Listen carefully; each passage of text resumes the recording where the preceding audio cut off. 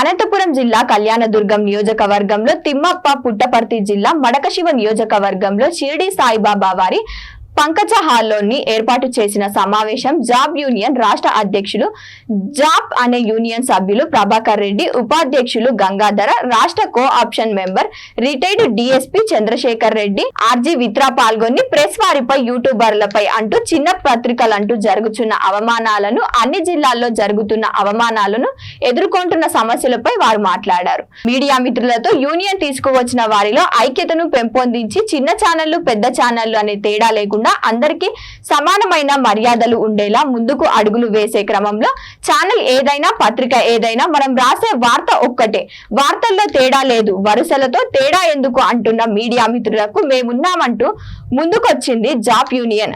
అన్ని వేళల్లా మీకు అండగా ఉంటామంటూ ఈ సందర్భంగా భరోసా ఇస్తామని తెలిపింది.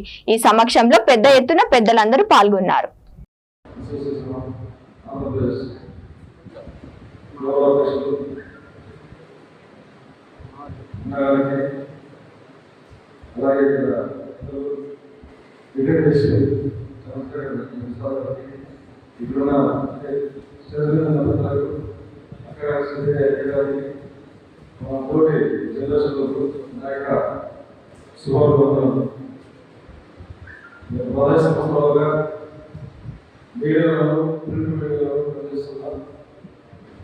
కళ్యాణదుర్గంలో వాతావరణంలో డివిజన్ ఇన్ఛార్జ్గా ఉన్నా అండ్ ఆర్టీ జిల్లా వర్కింగ్ ప్రెసిడెంట్గా ఉన్నా సమాచార హక్కు ఐక్యవేదికలో అనంతపురం జిల్లా వర్కింగ్ ప్రెసిడెంట్గా ఉన్నా ప్రపంచ మానవ హక్కుల అవగాహన సంస్థ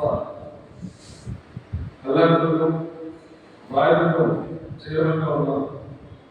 అయితే ఇన్ని సంవత్సరాలుగా నేనైతే ఏం సంపాదించుకోలేదు కానీ ఒక తృప్తి లేదు. దీనిలో చాలా మంది నా దగ్గరికి ఎవరైతే వస్తారో ఏ పనైనా అది రెవెన్యూ కావచ్చు, పోలీస్ స్టేషన్ కావచ్చు, మినిస్టర్ హౌస్ కావచ్చు, ఏ పనైనా అవలీగా పోవడంలోనే మనం చేసి అక్కడ అందరూ ఎక్కడైతే అక్కడ నేను ఖచ్చితంగా ఆలోచిస్తాను. ఎలాంటి పెద్దలు, ఎంత పెద్దవాళ్ళైనా, ఎలాంటి అధికారం ఉన్నా నేను ఎదుర్కొంటున్నాను. ఎందుకంటే అలాంటి మా తండ్రి గారు సీపీఎం పనిచేశారు ముందు నుంచి కాంట్రాక్ట్ కాబట్టి ఆ కాంట్రాక్ట్ పనుల్లో తయారు చేసిన పనుల్లో ఆ యొక్క కాంట్రాక్ట్ అధికారుల నుంచి కానీ ఇప్పుడున్న సీపీఎం కానీ ఏ కాంట్రాక్ట్ అయినా కూడా ఎక్కడ తప్పకుండా అక్కడ పోయి దళాలు చేయడం, దాని గురించి ప్రశ్నించడం, ఈ విషయంలో ఉన్నాం కాబట్టి నేను జనరల్ వచ్చాను. లేకపోతే వచ్చాను కాదేమో. ఆ యొక్క కులం నుంచి వచ్చాను కాబట్టి నేను ప్రతి అధికారాన్ని ఎదిరిస్తాను.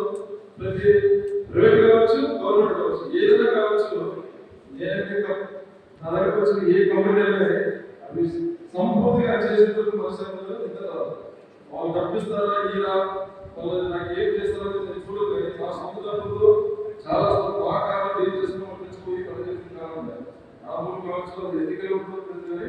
అక్కడ సమస్య ఏ సమస్యలైనా మనం పక్కా వెళ్ళి అక్కడ తెలుసుకుని ఎక్కడైతే అదే ఉంటుందో అక్కడ మనం చేస్తాం. అయితే ఈ జనరేషన్ వచ్చిన తర్వాత మన సొంత డబ్బుతో మన ఇంట్లో డబ్బు తీసుకుని మనం పెట్రోల్ పని చేసుకుని మన ఇంట్లో మనం కష్టపడి సంపాదించి పెట్టాలి. అలాంటి కోసం నేనేం చేశానంటే డ్రైవింగ్ స్కూల్ పెట్టాను. 2000 మనం వచ్చి చేయగలిగిన బాగుందనే డ్రైవింగ్ స్కూల్ పెట్టాను. నా ముందు నుంచి డ్రైవింగ్ పెట్టడానికి చాలా ఇష్టం.